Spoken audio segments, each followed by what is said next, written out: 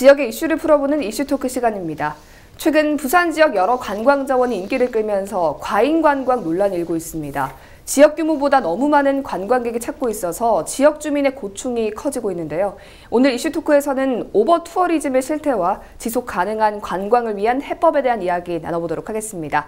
동의대 호텔 컨벤션 경영학과 윤태환 교수, 신라대 국제관광 경영학부 김정은 교수 이 자리에 나오셨습니다. 반갑습니다. 네, 안녕하십니까? 네, 반갑습니다. 네, 우선 이 관광객들이 몰려와서 여러 문제를 야기하는 현상을 오버 투어리즘이라고 하는데요. 네. 우리나라에서 대표적인 지역으로는 서울 북촌 한옥마을 그리고 제주도 등이 있겠습니다. 네네. 부산에서는 어떤 지역이 좀 해당이 될까요? 네, 말씀하신 것처럼 어떤 우리가 가지고 있는 관광 수용 인프라를 넘어서는 관광객들이 넘치는 것을 우리가 오버 투어리즘이라고 얘기를 하고, 네. 또 오버 투어리즘에서 저희가 꼭 이제 짚어야 될 것은 이런 관광객들이 어떤 주민들의 일상적인 삶을 침범할 때, 네. 그래서 우리가 오버 투어리즘이라고 정의할 수가 있습니다. 부산 같은 경우는 사실 부산은 제주도나 말씀하신 수도권과 비교할 때 약 10년 정도 외래 관광객이 200만 정도의 정체가 되어져 있기 때문에, 네. 전체적으로 봤을 때는 오버 투어리즘을 언급하기엔 사실은 이런 단계라고 생각을 하고, 네.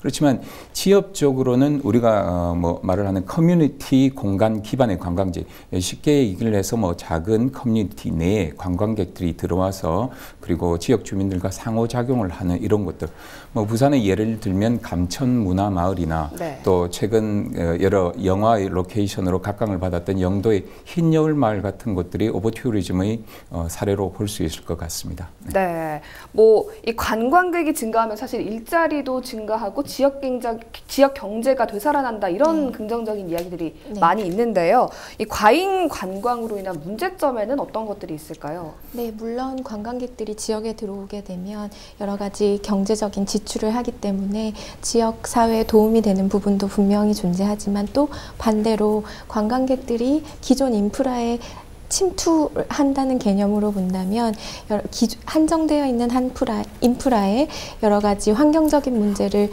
우선 발생시킨다고 볼 수 있습니다. 네. 가장 쉽게 이해할 수 있는 것이 이제 쓰레기 문제라든지, 그 다음에 소음 문제, 그 다음 교통, 그리고 거기에서 발생하는 소음 문제, 그리고 주차 문제, 이런 것들이 있고요. 그다음 두 번째는 그렇게 함으로 인해서 관광객들이 한정된 어떤 관광지에 들어가기 때문에, 네. 그 지출된 금액이 지역 전체에 어떻게 고르게 분배된다기보다는 지역적으로 편차된 곳에 지출이 됨으로 인한 그 지역 편차의 문제, 그다음 수혜 불균형의 문제, 그리고 한정된 지역 안에서 하나 이상 혹은 두 개 이상의 다문화가 충돌이 되는 그런 문화적인 문제도 있습니다. 네. 그러니까 결국 주거 지역이 관광지화되면서 기존 원주민들이 삶을 위협받고 그로 인해서 살던 곳을 떠나게 되는 이른바 투어리스티피케이션이라는 문제도 제기가 되고 있습니다. 네, 이런 문제점이 생기는 원인은 단순히 관광객이 많아져서인가요? 아니면 또 다른 이유가 있는 겁니까? 네, 근데 제가 앞서 이제 그 오버 투어리즘 문제점에 대해서 얘기할 때 한 가지 부연을 하면서 같이 말씀을 드리면, 앞서 말씀드린 것처럼 여러 가지 환경적이나 어떤 주민의 삶에 어떤 피해가 오는 게 사실인데, 이게 궁극적으로 보면 우리가 말하는 관광지의 어떤 지속 가능한 발전에도 저해가 된다는 겁니다. 쉽게 얘기해서 지역민들이 그 지역을 떠나게 되면 원래 관광객들이 그 지역을 찾았던 이유들이 되겠죠. 어떤 지역색이라든지 그 지역이 가지고 있는 정체성, 이런 것들이 사라지게 될 것이고, 또 그러다 보면 이런 관광지의 매력도가 또 쇠퇴하게 될 것이고, 이런 문제들이 복합적으로 나타나고, 네. 이 원인에 대해서 생각해 보면 앞서 김정은 교수님께서 튜리피케이션이라는 말씀을 하셨는데, 네. 기본적으로는 관광객이 많다라는 이유가 있는 거죠. 이 많다는 얘기가 이제 관광 인프라의 수용량을 초과했다는 얘기인데, 이러한 오버 투어리즘은 단순히 이제 이 사람이 많다라는 관점보다는 말씀하신 튜리피케이션이라는 일종의 관광지화입니다. 어떤 지역의 관광지화의 어떤 과정에서 나타나는 부작용으로 이해를 할 필요가 있을 것 같습니다. 네. 이 말은 이 관광객이 증가를 하고 관광산업이 발전을 하게 되면 어떠한 지역이 지역 주민의 니즈나 어떤 필요보다는 관광 수요의 니즈에 따라서 개발 방향이 바뀐다는 얘기죠. 네. 예를 들면 지역 주민이 사는데 필수적인 뭐 야채 가게라든지 뭐 철물점 아니면 뭐 세탁소 이런 곳들은 이 관광지화가 되면서 높은 임대료로 인해 가지고 떠나게 되고 그 자리를 대신해서 뭐 프랜차이즈 커피숍이나 화장품 가게, 기념품 가게 이런 곳들이 차지를 하게 되는 거죠. 뭐 일종의 우리가 말하는 젠트리피케이션의 이 현상이 일어나는 거고 또 집을 가지고 있는 사람들도 마찬가지입니다. 그냥 지역 주민에게 장기적으로 집을 임대하는 것보다 관광객들에게 우리가 요즘 이제 공유 숙박 얘기를 하죠. 에어비앤비나 이런 것들을 통해서 관광객들에게 집을 빌려주게 되면 훨씬 더 많은 수익을 가질 수 있다는 얘기죠. 그 말은 다시 말해서 그 지역에 살던 사람들은 너무 높아진 어떤 임대료나 집가 그리고 집의 가격으로 인해 가지고 거기서 더 살 수가 없다는 얘기입니다.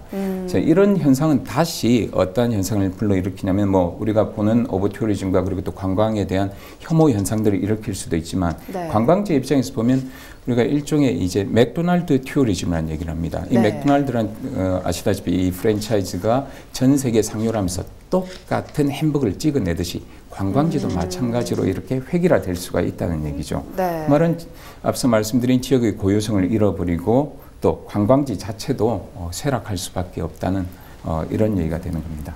네, 그러니까 그 관광 지역들이 획일화되면서 그 지역의 고유성, 그러니까 관광객들이 찾아갈 수밖에 없는 그런 이유들이 점점 사라지게 그 지역에 되는 거죠. 있던 그러한 어떤 정체성을 어떤 버텨주던 그런 지역 주민들이 떠나고 거기에는 외부 자본들이 들어와서 우리가 보는 뭐 화장품 가게, 기념품 가게 같은 획일적인 곳들만 생기게 되는 거죠. 네, 뭐 그런데 의뢰 관광지 하면 좀 붐벼야지 않겠냐, 뭐 이런 관점도 있습니다. 그래서 관광객이 늘어나면 지역 경제에는 굉장히 좋은 영향을 미칠 것이라고 대부분 많은 분들이 일단 생각은 하시거든요. 주민들에게는 그런 혜택이 실질적으로 좀 돌아가지는 않는가 봐요. 네, 보통 그 관광객들이 관광지에 몰리게 되면 제일 쉽게 예상할 수 있는 것이 그런 경제적인 효과입니다. 물론 관광객들이 여러 가지 분야에서 지출을 하게 되면 지역사회에 경제적으로 도움이 되는 건 맞습니다. 그리고 기타 사회문화적인 효과라든지 도시 어떤 그 마케팅 효과 이런 것들을 볼 수가 있는데 근데 그에 반해서 아까 윤 교수님 말씀하신 대로 관광지가 획일화되고 그리고 전 세계적으로 프랜차이즈 기업들이 호텔 관광 기업에도 많이 나오게 되면서 그 관광객들이 지출한 그 금액들이 그 지역 내에서 고르게 손순환되는 구조가 아니라 빠져나가는 이른바 누수 효과라고 하는데요. 예를 들어서 전 세계 유명한 프랜차이즈 호텔에서 숙박객이 투숙을 하게 되면 그 지불한 예를 들어 100불이라는 금액이 그대로 100불이 그 지역 안에서 순환되는 것이 아니라 일부는 프랜차이즈의 로얄티로 본사에 지급이 되게 될 것이고요. 그리고 또 일부는 총지배인이라든지 각종 그 전 세계 직원들의 어떤 인건비 그리고 그 내부 인테리어 비용 같은 것들로 모두 많이 빠져나가게 되기 때문에 그 금액 전체가 지역에 도움이 되지는 않습니다.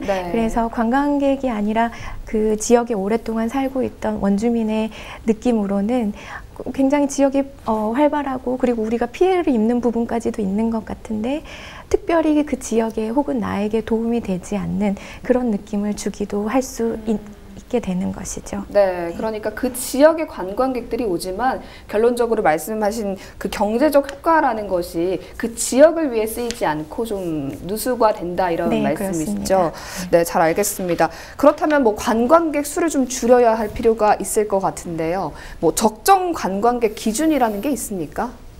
네, 뭐 관광객 수를 줄여야 할 필요가 있다는 데서는 뭐 100% 공감하기는 어렵고 아마 뭐 다른 어떤 관광 인프라의 공급을 통해서 관광 수요를 분산시키는 것들은 좀 필요는 할 것 같고 말씀하신 적정 관광객의 기준이라는 것은 사실 안타깝지만 뭐 그런 객관적인 기준은 없습니다.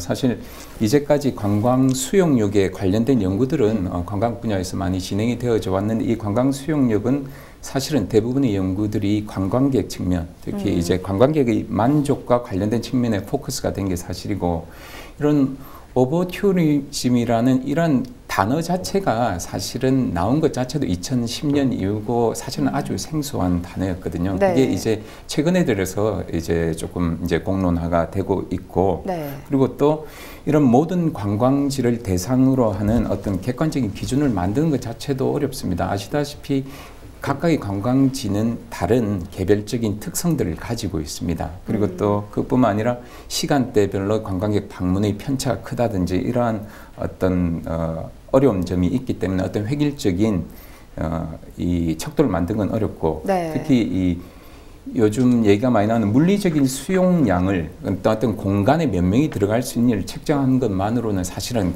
매우 큰 한계가 있다고 생각합니다. 네. 그래서 이런 어떤 단순한 물리적인 수용량뿐만 아니라 지역민에게 어떠한 영향을 미치는지에 대한 사회 심리적인 측면, 그러니까 네. 사회 심리적인 수용량, 그리고 또 어떤 환경, 자연 환경에 어떻게 영향을 미치는지에 대한 생태 환경적인 수용력, 이러한 것들이 종합적으로 고려되어서 관광지별로 이렇게 측정을 할 필요성이 요즘은 제기가 되고 있습니다. 네, 그러니까 앞서서 좀 언급이 됐던 감천 문화마을이나 희녀 마을 등 주민들이 살고 있는 곳에 관광객들이 가는 곳에 대해서는 조금 검토를 할 필요가 있어 있죠. 보이네요. 그런데 말씀드린 것처럼 감천 문화 마을의 지리적인 특성, 그리고 주민, 그리고 희녀 마을은 분명히 다르거든요. 네. 그러니까 그것을 어떤 획일적으로 공간화 시켜가지고 몇 미터에는 몇 명 정도가 적당하다라는 어떤 물리적인 측정만으로 하는 것은 어렵고, 네. 그 주민들의 삶에 관광객들이 어떻게 영향을 미치는지에 대한 심리적인 측면을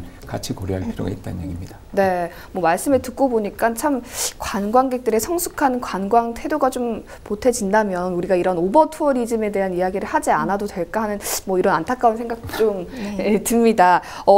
필리핀 보라카이 경우는 이 오버 투어리즘에 인해서 환경 오염 문제가 굉장히 심각해져서 섬을 폐쇄했다가 지금은 다시 개장을 한 걸로 알고 있는데요. 뭐 다른 나라의 경우는 굉장히 많을 것 같은데 어떤 경우들이 좀 있습니까? 지금 이슈가 되고 있는 오버투어리즘의 경우 가장 먼저 지역 주민들이 그런 오버투어리즘의 문제를 제기했던 곳이 바르셀로나입니다. 네. 그래서 바르셀로나 같은 경우에는 지역 주민들이 실제로 거리로 뛰쳐나와서 Tourism kills the city라는 어떤 강력한 문구를 가지고 더 이상 관광객들을 환영하지 않겠다는 원주민들의 강력한 의지를 전달한 바가 있습니다. 네. 그리고 지난주에 제가 다녀왔던 이탈리아의 베네치아 같은 경우에는 하루에 베네치아 섬으로 들어갈 수 있는 인원을 정해놓고, 그리고 들어갈 경우에는 무조건 3유로씩의 어떤 입장료 개념의 뭐라고 해야 돼요? 세금을 부과하고 있습니다. 그럼에도 불구하고 베네치아 같은 곳에 끊임없이 관광객들이 입항을 하고 있기 때문에 내년부터는 그 2배가 넘는 6에서 10유로 정도를 부과할 것으로 지금 예상을 하고 있고요. 네. 그리고 가까운 일본이나 인도네시아 같은 경우에는 각각 1월 달에 관광세 그리고 출국세를 도입을 해서 관광객들에게 직접적인 어떤 페널티 개념의 세금을 물리고 있습니다. 네. 그리고 인도의 타지마할 같은 경우에도 문화보존을 위해서 입장료를 인상을 시켜서 관광객들을 받고 있고요. 뭐 그 외에도 많습니다. 일본 같은 경우 또 말씀드리면 그 에어비앤비에 지방자치단체에 무조건 신고를 하지 않으면 그 리스트에서 삭제를 하게끔 만들어서 지난번에는 아주 관광객 대란이 일어나기도 했었습니다. 네. 투어리즘 킬즈 더 시티라는 말에서 얼마나 좀 스트레스를 받고 많이 힘들었을까 하는 그런 마음이 좀 느껴지는데요.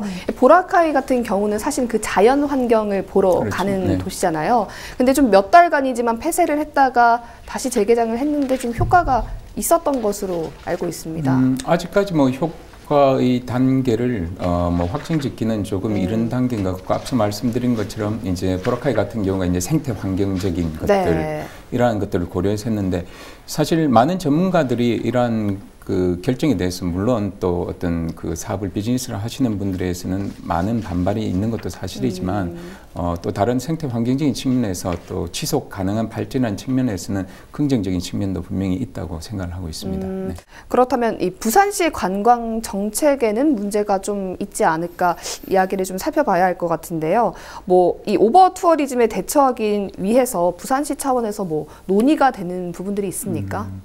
제가 앞서 말씀드렸다시피 지금 부산의 관광 성장 단계를 보면 뭐 현재 양적인 성장의 어떤 정점 단계라고 보기는 어렵습니다. 네. 현재 성장을 추구하고 있는 단계고 앞으로도 더욱더 성장을 해야 될 단계이기 때문에 네. 어떤 오버투리즘에 집중하는 정책이 있는 것은 아니라고 봅니다. 네. 또 현재는 아직 어떤 관광 산업의 어떤 경제적인 효과 측면에 집중하기 때문에 거주민보다는 아무래도 관광객 우선적인 정책이 있는 것이 사실이고 네. 근본적인 대책 광구는 아직까지 없는 걸로 알고 있습니다. 하지만 뭐 감천 문화마을이나 어떤 흰여울마을 같이 어떤 지역적으로 문제가 발생하는 데 대해서는 뭐 관광객 계도라든지 어떤 안내판을 설치하고 뭐 묵음 지역 그러니까 조용하게 하는 뭐 구역을 설정한다든지 네. 그리고 또 단체 관광객을 예약제로 받는다든지 뭐 이러한 여러 가지 방안들을 고려하고 있는 것으로 알고 있습니다. 네. 그렇지만 물론 뭐 이런 것들은 근본적인 해결 방안은 아니라고 생각하고 부산도 향후에 어떤 지금과 다른 훨씬 더 많은 어떤 관광객들이 몰려올 것으로 예상을 하고 있고 이런 어떤 그 관광객의 증가에 대비해서 어떤 좀 근본적인 대책을 강구할 필요는 있다고 생각을 합니다. 네, 아직은 성장을 추구하는 단계이기 그렇죠. 때문에 네. 시 차원에서 좀 논의하기는 이르다라고 말씀하셨습니다. 사실은 이제 오버투리즘 얘기가 나왔을 때 이 업계에서는 그런 얘기를 하고 있습니다. 부산 어떤 호텔이라든지 아니면 관광산업계에서는 우리 부산도 정말 뭐 베네치아나 이런 것처럼 오버투리즘을 한번 얘기를 해봤으면 좋겠다라는 얘기도 하고 있는 것도 아직 뭐, 사실입니다. 네, 체감을 할 정도로 그럼요. 관광객들이 많지는 않다라고 생각을 하시는 것 같네요. 이 과잉 관광으로 인해서 지역민들이 좀 불편해하고 또 사회적으로는 어떤 그래도 문제가 되고 있다라고 느껴지는 지역들이 지역적으로는 있거든요. 아까 앞서서 언급했던 주민과 방문객이 좀 공존하고 지속 가능한 여행 문화가 되기 위해서는 어떤 대책들이 좀 필요할까요? 네, 앞서 윤 교수님 말씀하셨던 것처럼 이 문제는 사실 쉽게 해결할 수 있는 문제는 아닙니다. 한정된 어떤 인프라에 많은 사람들이 진입하고 있는 것이기 때문에 그것을 어떻게 조금 멀리 보고 지속 가능하게 만들 수 있는지가 관건인 것 같은데요. 그래서 뭐 쉽게는 관광객들에게 여기는 원주민들이 살고 있는 삶의 터전이니 그들의 프라이버시를 존중해 달라는 어떤 주민 관광객 교육부터 시작을 할 수 있을 것 같고요. 네. 그리고 이제 많은 도시들이 이미 시행을 하고 있는 관광객과 원주민들의 삶을 같이 보호할 수 있는 방문 시간을 조절을 한다든지 아니면 세금으로서 약간의 수요를 억제할 수 있는, 제가 생각에는 그렇게 근본적이거나 좋은 대책은 아니라고 생각하지만 네. 그런 방법도 있을 수는 있습니다. 그리고 뭐 아까 말씀하신 그런 여러 가지 프라이버시를 보호해주는 방법 중에 이제 소음이라든지 그 다음에 가장 관광객들이 원주민들이 많이 호소하는 것 중에 이제 자기의 집안의 어떤 개인적인 모습들이 불특정 다수에게 공개되는 이른바 관광객 효과라는 걸 많이 말씀을 하시거든요. 네. 그래서 그런 것들을 해결할 수 있는 방법으로 성숙한 시민 문화 쉽지는 않을 겁니다. 시간도 네. 오래 걸리지만 하지만 그런 방법이라든지 그래서 지금 당장 눈앞에 뭔가 해결할 수 있는 어떤 징벌적인 방법보다는 조금 서로 간에 상생할 수 있는 중장기적 방안을 마련하는 것이 중요하다고 생각합니다. 네, 저도 뭐 흰여울 마을이나 또 다른 지역의 뭐 이런 마을들을 좀 관광을 가보면 네. 그 집 앞에 뭐 사진 찍지 마세요, 네. 뭐 빨래 같은 것들도 맞습니다. 좀 찍어 가시는 분들이 네. 있어서 네. 그런 것들에 대해서도 좀 불편함을 호소하시는 분들이 많았거든요. 그렇죠. 그래서 참 말씀하신 것대로 상생할 수 있는 방법은 성숙한 시민의식이 그렇습니다. 필요하겠다. 뭐 이런 생각이 좀 들었습니다. 마지막으로 오버투어리즘에 대해서 교수님 어떻게 앞으로 생각하시는지 말씀을 좀 부탁드립니다. 네, 이 앞서 이제 우리 김정은 교수님이 말씀을 언급하셨다시피 저희가 지금 하고 있는 관광 수요 조절 정책이라고 하죠. 네. 어떤 뭐 방문 시간이나 입장료를 징수한다든지 이런 것들은 근본적인 해결책은 아니라고 생각을 하고 네. 보다도 장기적으로 생각할 때는 저는 몇 가지가 필요하다고 생각하는데 첫 번째는 앞서 말씀드린 지역별 관광 수용력에 대한 정확한 진단이 필요합니다. 제가 어떤 그 지역에 있는 관광 수용력에 대한 지표라든지 어떤 평가 이런 것들이 이루어지지 않고 있는 게 현실이기 때문에 네. 각각의 어떤 관광지별로 그 특성에 맞춘 어떤 수용력 진단이 필요하고 이 수용력 진단이 정확하게 될 때 우리가 말하는 어떤 장기적인 해결 방안, 정확한 해결 방안이 나온다고 생각하고 네. 두 번째는 관광 개발 과정에서의 공정성을 확보해야 됩니다. 이 오버투어리즘 문제의 핵심 중에 하나는 관광 개발에 대한 이익이 지역민이 아니라 거대 자본이나 외부로 유출된다는 게 핵심이라고 생각하거든요. 네. 그러니까 쉽게 예를 들면 제가 식당을 하고 있는데 저희 식당에 너무 많은 손님들이 오게 되면 네. 물론 몸은 힘들겠지만 그렇게 기분이 나쁘지는 않을 건데 네. 저는 가정집이고 제 옆집이 식당인데 옆집이 너무 잘 돼가지고 거기 오는 손님들 때문에 저는 식구로 잠을 못 자고 그 사람들이 쓰레기를 버리고 있고 나는 매일 치워야 되고 이렇게 되면 상당히 우리가 말하는 이제 관광 혐오라든지 네. 당연히 부정적으로 작용을 하겠죠. 그래서 이러한 어떤 관광 개발 과정에서 그 지역민들이 이 개발 과정에 참여를 하고 수익을 같이 공유할 수 있는 이런 체계가 좀 필요할 것 같습니다. 저희가 이제 관광에서 공정 관광이라는 얘기를 많이 하는데 이 공정 관광의 핵심도 마찬가지입니다. 지역민들에게 우리가 가는 그 지역민들이 수익을 얻게 하자는 얘기입니다.